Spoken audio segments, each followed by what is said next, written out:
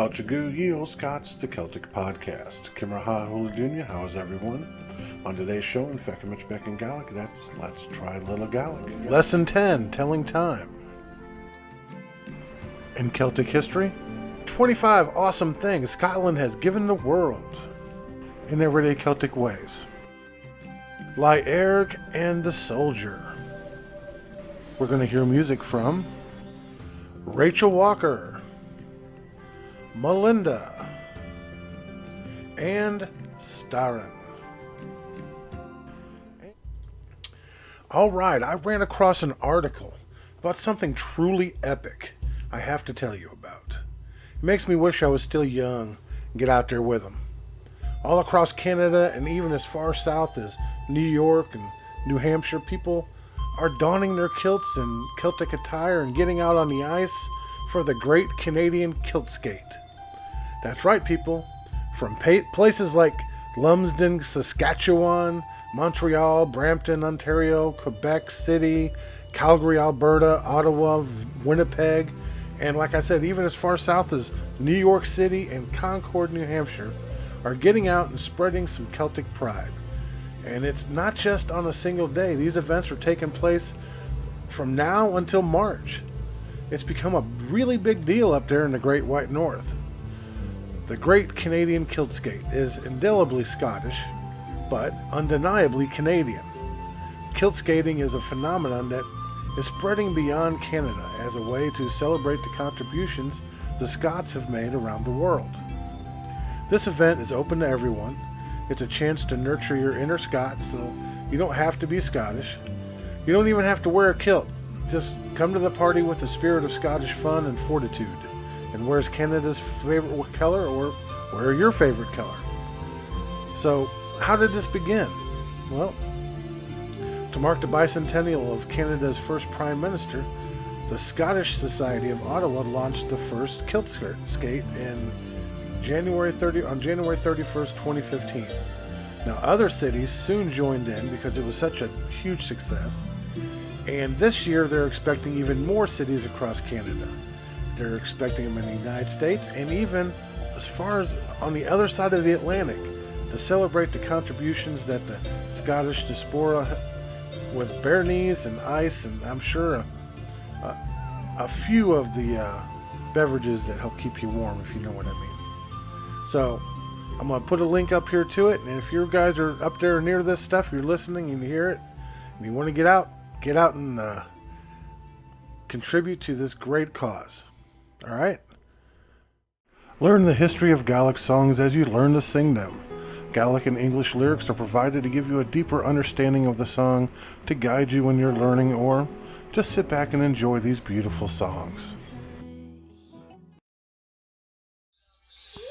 Welcome to Learn a Gaelic Song. Today's song is Bry Lachel by Rachel Walker. The tune to this song in English is Braes of Lochale, which was composed by Hamish Henderson and Blair Gallery after World War II during the folk music revival. The song's text was built up by William Matheson, who did so from a variety of sources, and it was arranged here by Alan Henderson and, of course, recorded by Rachel Walker. So, remember, Gaelic's at the top, English is at the bottom. Get ready.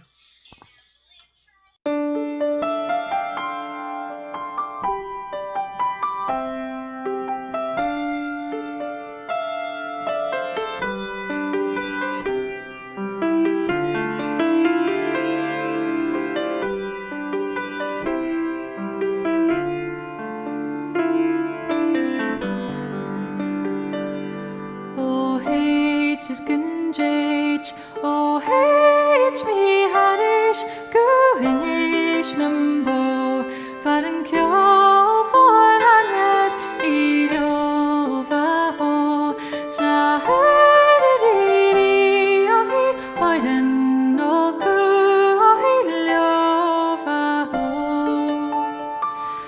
Guinish numbo Vaden kyo for hanet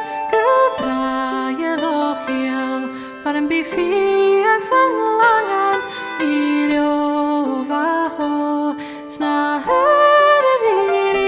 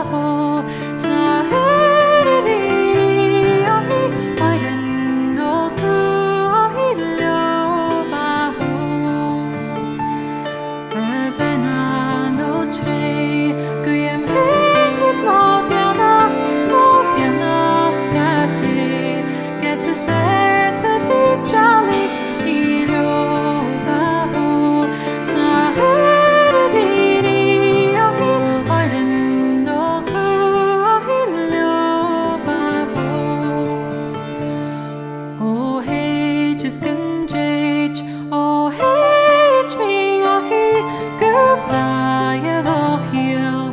But I'm be free, and some mangan, be love, oh, sna head it, oh, he, I didn't know, oh, he love, oh, be love, oh, sna head it, oh, he, I didn't know, oh, he love, oh.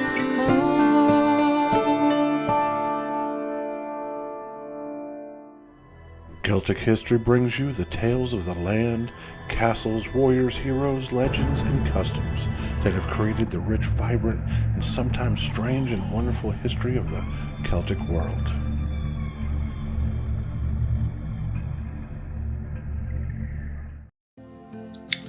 "25 awesome things Scotland has given the world."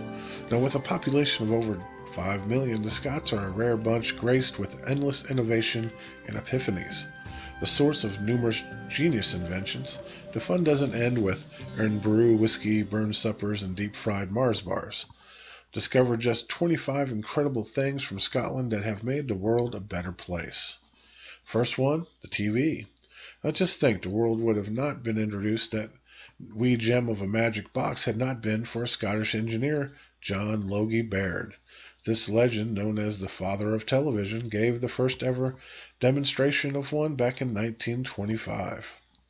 Kaleidoscopes.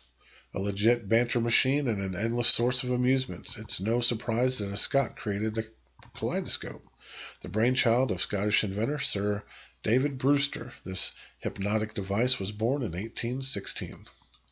Refrigerators. Considering the, at times, Baltic weather conditions in Scotland, you wouldn't think people back in the day would be scrambling to invent a fridge, but they did. The first ever artificial refrigeration was designed in 1755 by Scottish professor William Cullen. All right, penicillin. Genuine medical emergencies are made all the more bearable thanks to Scottish scientist Alexander Fleming, who discovered the antibiotic penicillin in 1928. It's a lifesaver. Encyclopedia Britannica. Man, the internet before the internet. The Encyclopedia Britannica is the original Google. Yes, life did exist before the internet. The oldest encyclopedia in English language and still going strong today. The first issue was published in Edinburgh as 3 volumes between 1768 and 1771. Bicycles. Queen fans may not have heard Freddie belt out, "I want to ride my bicycle," had it not been for the Scottish man of many hats, Kirkpatrick Macmillan, a blacksmith from Dumfriesshire. He conjured up the pedal bicycle around 1839 in a bid to get around in a faster pace. His original horizontally mental meant that he never patented or kicked up a fuss when others caught on to the trend. That's cool.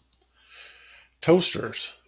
Whether brown, white, gluten-free, or Pop-Tart, the next time you're waiting for the electric bread toaster to work its magic and pop out your Eggo, just remember, this genius appliance was invented in 1893 by Alan McMasters, a Scottish scientist with a penchant for breakfast. Modern geology. Although curious minds were studying the Earth's physical material for centuries, there's no denying that good old James Hutton, the father of modern geology, made investigating rocks and earth science sexy by bringing it out of the Dark Ages. Celebrated as the first modern geologist, Hutton's theory of uniformitism and other works put geology on the map as a legitimate science. All right. The Bank of England.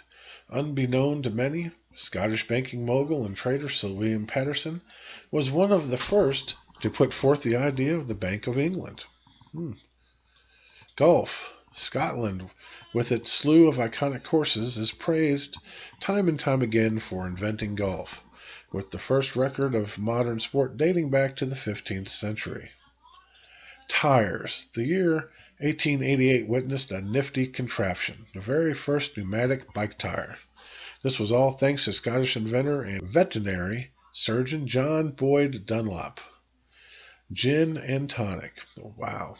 Ah, the G&T, that wonderfully refreshing and quintessentially British tipple that we all love and adore. It's all thanks to Scottish doctor George Cleghorn.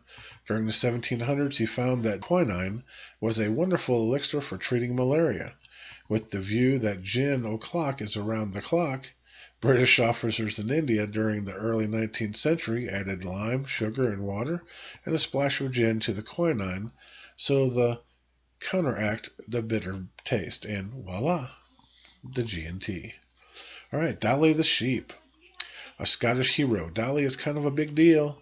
Born in 1996 at the Roslin Institute at the University of Edinburgh, Dolly was the first ever mammal cloned via the process of nuclear transfer from an adult somatic cell. This legendary sheep, whose existence was a groundbreaking scientific breakthrough, had 3 mothers. Wow. Chicken tikka masala.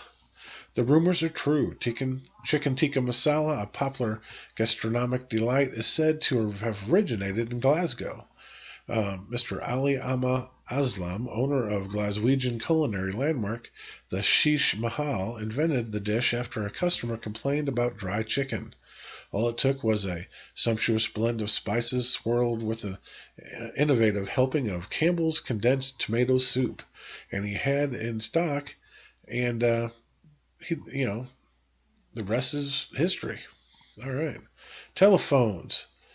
Now, if it weren't for Scottish inventor Alexander Graham Bell and his brilliant mind during the 1870s, who knows what the future of social media and emojis would look like.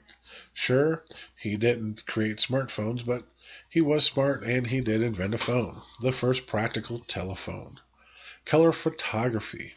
An essential contribution to the art of photography, Scottish physicist James Clerk Maxwell brought to light the 3-color method using pure colors of green, red, and blue in 1855. Now, Maxwell's research is responsible for the first color photograph, a tartan ribbon, with his theory acting as the foundation for most color processes today.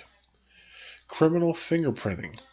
While on an archaeological dig with a friend, Scottish doctor and missionary Henry Fultz noted that fingerprints were apparent on ancient clay fragments, an observation that became a life's mission. Fultz began to dig deeper, publishing his findings in 1880.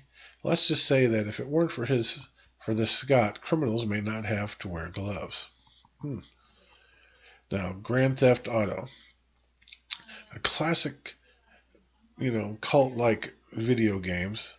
Grand Theft Auto is the brainchild of Scottish video game designer extraordinaire David Jones and Mike Daly. Remember the Kincaid Bridge in the Grand Theft Auto San Andre? Yep, you guessed it. That's Rail Bridge is based on Scotland's iconic Forth Bridge in Edinburgh.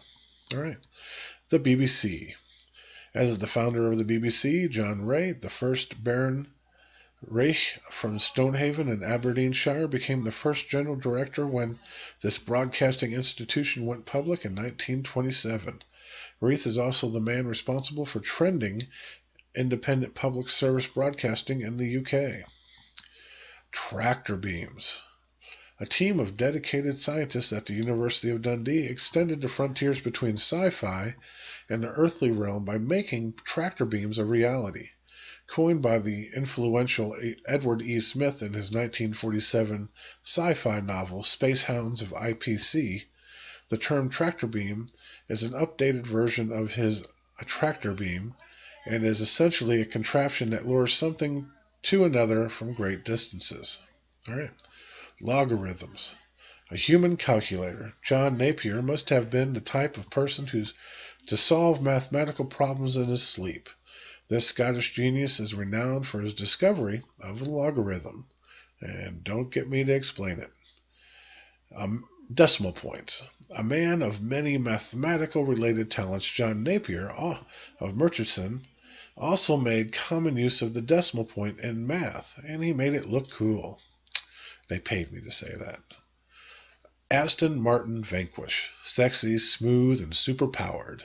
The Aston Martin Vanquish is just one of many stunning cars by Scottish car designer and Jaguar's director of design Ian Cullum. This V12 Grand Tourer car served as the wheels of James Bond in Die Another Day. All right. Hypodermic syringe. Said to be modeled after a bee's sting, Scottish Dr. Alexander Wood invented the world's first hypodermic syringe in 1853. And probably the greatest invention of all, flushing toilets. No explanation needed here, really, although Sir John Harrington is credited with inventing this necessary contraption. The wise Scottish watchmaker and instrument inventor Alexander Cumming was actually the first to patent the design of the flushing toilet in 1775. Cumming conjured up the indispensable bend or S-trap that's used today for in-below plumbing fixtures. All right, that's kind of cool. Well, that's it, the 25 awesome things Scotland brought to the world.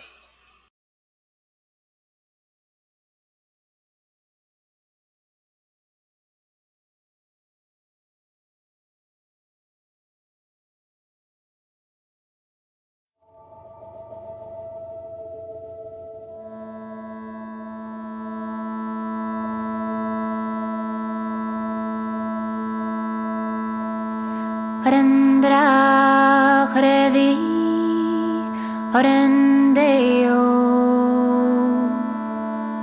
Arendra Hrevi Arendreo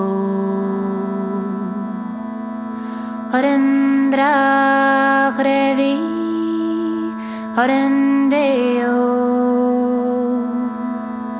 Aharen Yendahiraro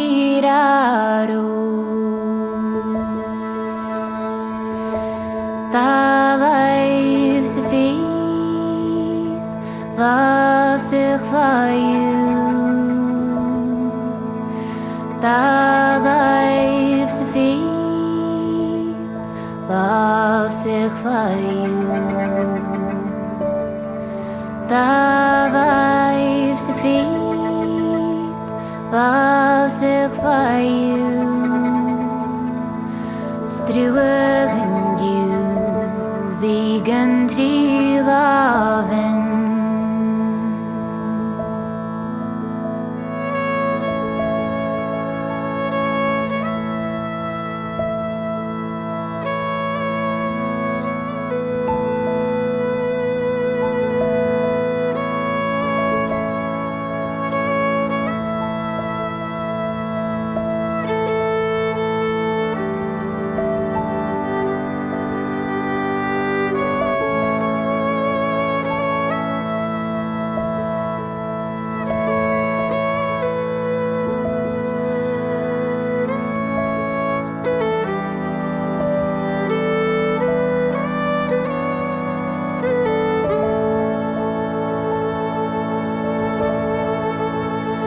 Arendra Hrevi Arendreo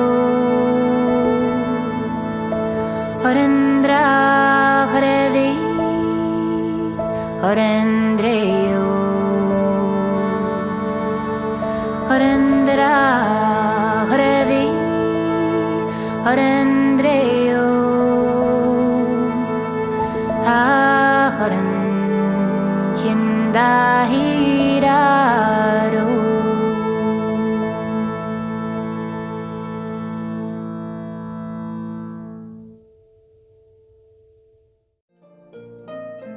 Everyday Celtic Ways brings you the mythology, traditions, and customs that have created a unique and personal culture that still affects those that are Celtic and those that just love the Celtic world.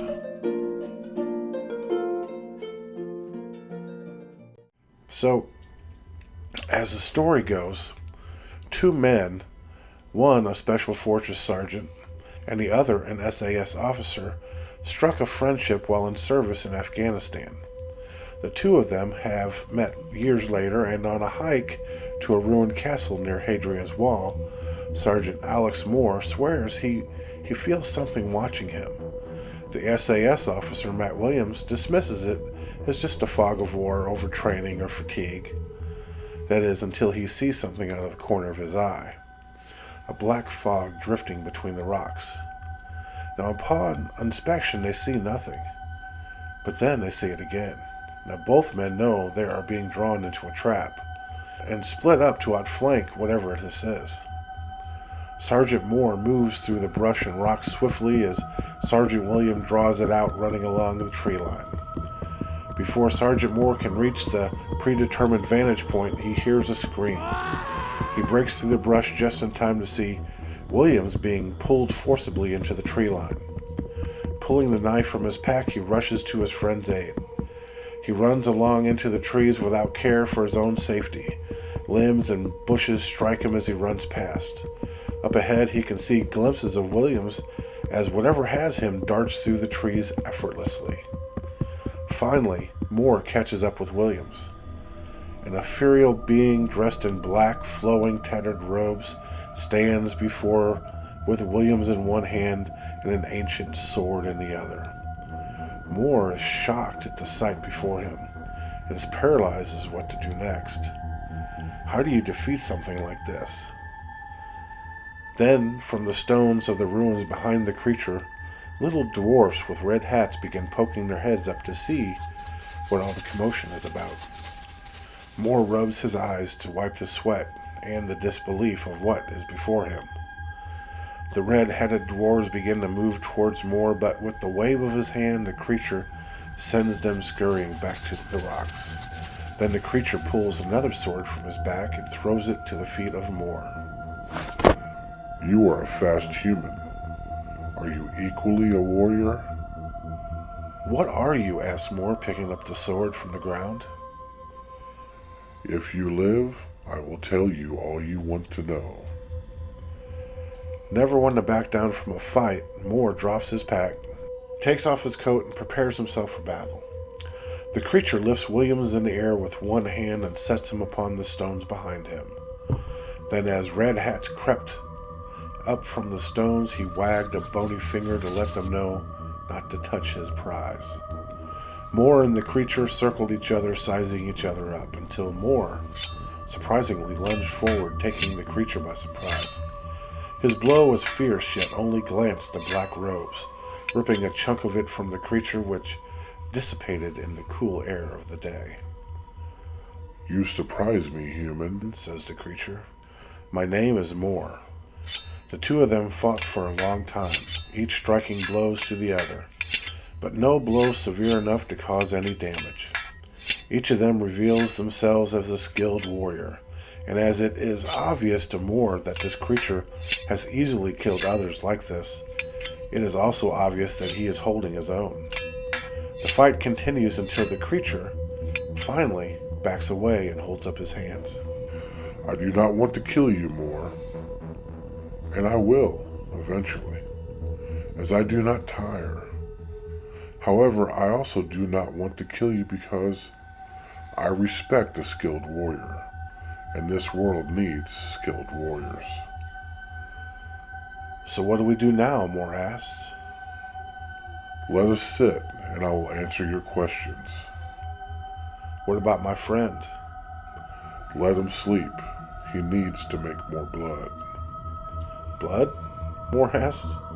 Sit, listen, and you will understand. But this information is for you. You must never tell a soul what you are about to hear. The two of them sit upon the rocks, red hats gathered behind the creature, some even sitting upon Williams as he sleeps until the creature waves them off. I am called La Eric. We are fairies.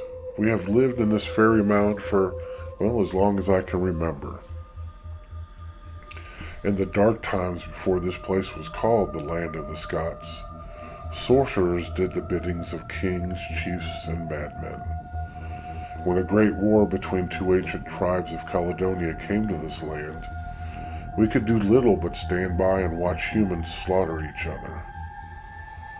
That is, except for one of the tribes who had the upper hand with a powerful sorcerer, who commanded the triumphant tribe, of course, When we thought the worst was over, we searched the battlefield for survivors. Only a few of both sides were found, so we brought them here to these stones and gave them the aid and comfort they needed. When the sorcerer learned of our actions, he was furious. He came here, and without hesitation, he killed all the soldiers, regardless of the fact they belonged to both tribes. Then, with a wave of his hand and an eerie incantation, he turned all of us into redcaps, who must kill and keep their hats red with blood or die. He left us to our curse, and we never saw him again. But soon after he left, the souls of those dead soldiers combined and entered into me, and I became the creature you see before you. The curse still applies to me, but with the combined abilities of the soldiers who died, I became a formidable and dangerous creature, one that I know would protect us for all eternity. There are no more sorcerers in this world, so our fate is to live like this forever. If I were not sitting here right now, I would not believe it. I promise you, I will search the world over to find help for you, Moore explains. You cannot tell anyone about the curse, though. It is part of it. No one would believe me anyway if I even had told them. The next morning, Williams woke to Moore, Laerg, and numerous redcaps looking over him. Once he was up upon his feet and could walk, the two men walked out of the trees and back to their lives, where their lives would never be the same. Now, I don't know if Moore ever found a sorcerer to help the Laerg and the redcaps. However, the mysterious disappearances that happened in and around the forests and around the ancient ruins happened less and less, until they never happened again. Oh, misty eye of the mountain below, keep careful watch of my brother's souls, and should the sky be filled with fire and smoke, keep watching over during storms.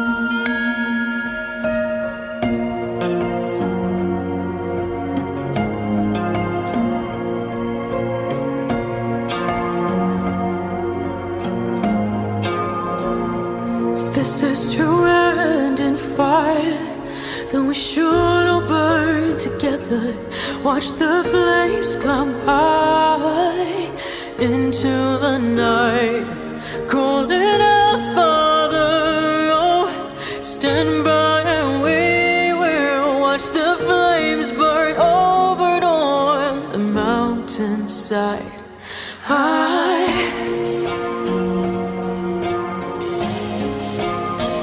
And if we should die tonight, then we should all die together. Raise a glass of wine for the last time, calling out, Father, oh, prepare as we will watch the flames burn on and on the mountainside. Desolation comes upon the sky. Now I see fire inside the mountain. I see fire burning the trees. I see fire hollowing souls. I see fire blood in the leaves.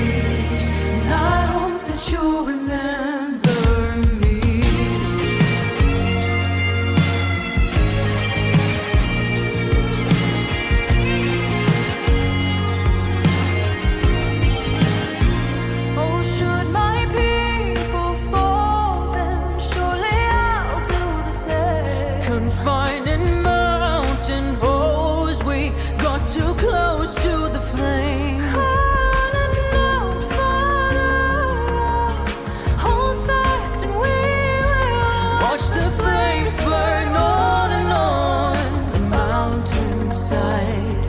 Desolation comes upon the sky. Now I see fire inside the mountain. I see fire burning the trees. I see fire hollowing souls. I see fire burning the breeze. And I hope that you'll remember me. And if the night is burning, I will cover my eyes. For if the dark returns, then my brothers will die. And as the sky's falling down, it crashed into this lonely town. And with my shadow upon the ground, I hear my people screaming out. I see fire inside the mountains. I see fire burning the trees. I see fire hollowing souls. I see fire blood in the breeze. I see fire. Oh, you know it's so city fire. I see fire. Feel the heat upon my skin. I see fire.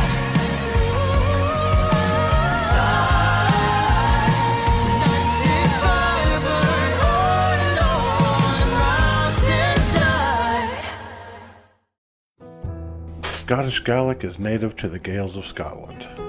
Scottish Gaelic developed out of the Old Irish, and learning this beautiful language can be a direct link to your Gaelic ancestors.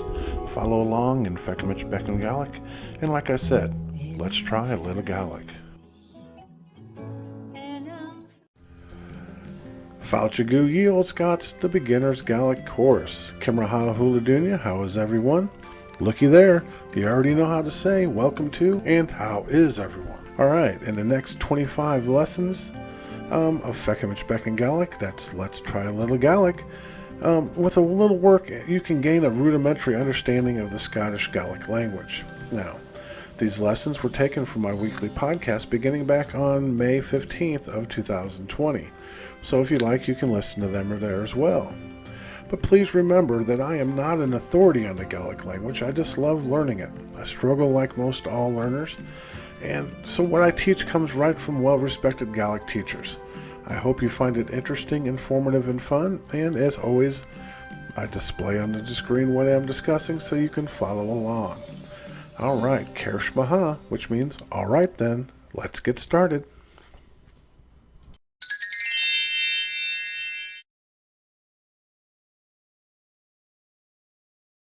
We're at lesson 10, and of course, as always, I display on the screen what I am discussing. Alright, start off, vocabulary to help you in telling time, which isn't always done so precisely.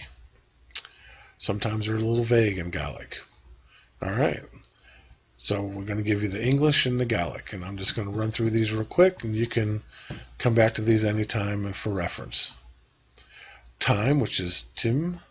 Second is jig. Minute is minich. Hour is urahicha. I've also seen it as just ur. Day is laha. Week is shaktan. Weekend, Gaidhlig shaktan. Fortnight, kolajig. Month, nias. Season, wraith. Year, bliana.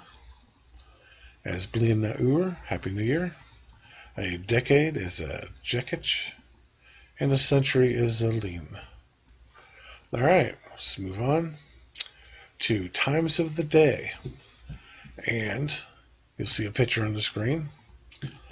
We're going to have day, which is la. Morning, which is matin. Afternoon or evening is fesker. Night is oichia. And of course, say you wanted to say in the night or in the morning, it's ansavatin in the morning, ansafesker in the afternoon or evening, and ansaoiche in the night. Now, to talk about sunrise or sunset, you would use Beagan la or Beagan oiche, which means the mouth of the day or mouth of the night, meaning the beginning of the day or night. Now, another way to say the same thing is Iri na Grian or Dolfoda na Grian, which means the sun rising or the sun going down. All right, let's go ahead and move on to times of the week. You have today, which is Anju, yesterday, Anjay, tomorrow, Amarok, and the day after tomorrow, Anrir. Now, telling time, sometimes it can be vague, but other times it can be precise. So you've got, like, question J and Urahae. What time is it? You have Ur, which means hour, or it means 1 o'clock. And of course you have Uren, which is hours. Okay. Of course you also want to use the construction, the Ha'e, it is whatever, Ha'e blank Uren, it is whatever o'clock. Okay. Because these are masculine. That's why I use the E, the A. All right.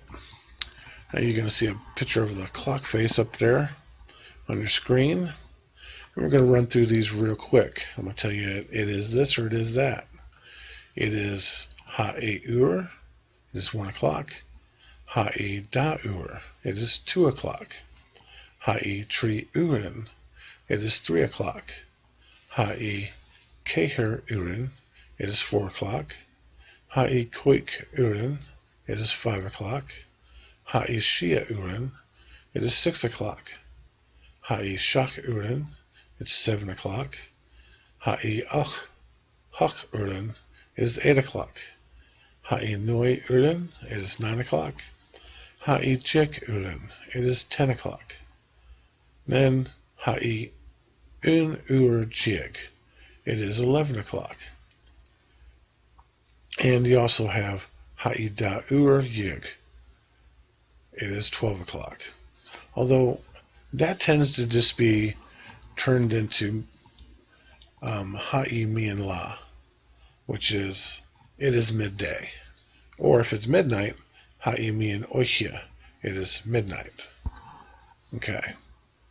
We're going to move on, and we're going to talk about a little bit of the incremental parts of telling time, like, 6:30.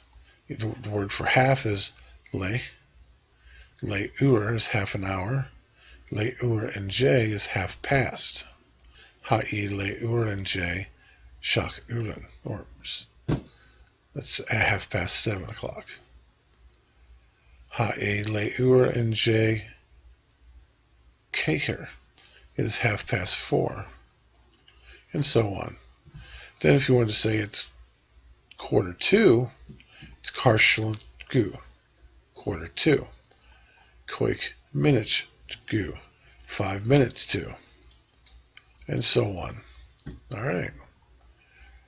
So that's pretty much it for telling time. You can play around with it, make some sentences, and of course, as always, I've got 6 of them here for you to translate. Let's start off with number 1. J and ur la ha'e. 2. Ha'e le ur and j ur. 3. Kunyaha'u adol yaki. 4. Aktri urin. 5. Avelu adol yaki aktri urin. 6. Hami adol lamak ak anje keher. All right, keep up the great work and look forward to those next lessons. And Martian leave in Drazda, goodbye for now.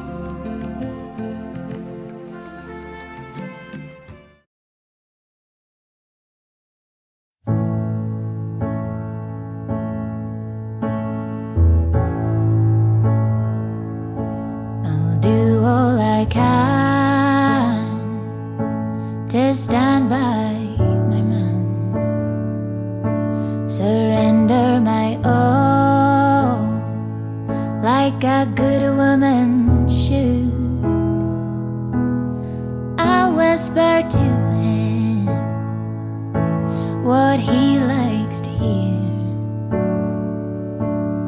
I'll let him teach me the things that he clearly knows nothing about. And if you can't find a woman bold and beautiful, and if you can't find a woman wild and free, and if you can't find the one you've been looking for, would you settle, honey, for me? All that I'm asking is I'm given a chance to prove to you that I'm worth that first dance. And if it's trying, just show me the door. But if my loving's enough for you, darling, you know I've got more. And if you can't find a woman bold and beautiful, and if you can't find a woman wild and free, and if you can't find the one you've been looking for, would you settle, honey, for me?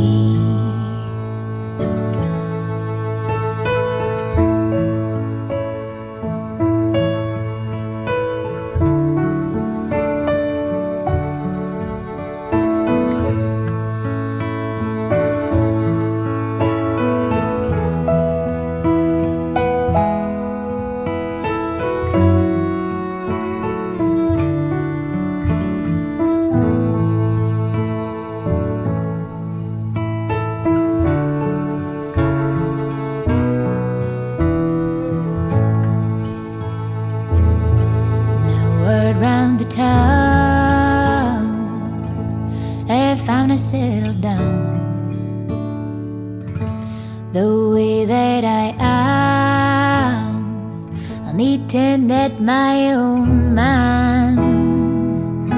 And oh, how he'll love me from night through the day. And oh, how he'll listen to everything that I've got to say. And if you can't find a woman bold and beautiful, and if you can't find a woman wild and free, and if you can't find the one you've been looking for, would you settle, honey, for me? And if you can't find a woman bold and beautiful, and if you can't find a woman wild and free, and if you can't find the one you've been looking for, would you settle, honey, for me? Would you settle, honey, for me?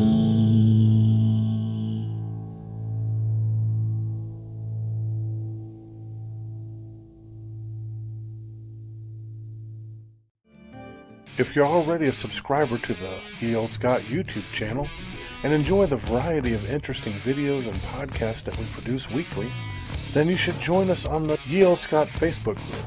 Not only do you get all the great videos you already enjoy, but so much more. Come and connect with your Celtic community here on Ye Olde Scot Facebook group. Goodbye, Apple Baby. Marcia Weave. Goodbye, everybody. But I'm going to let you go with a song.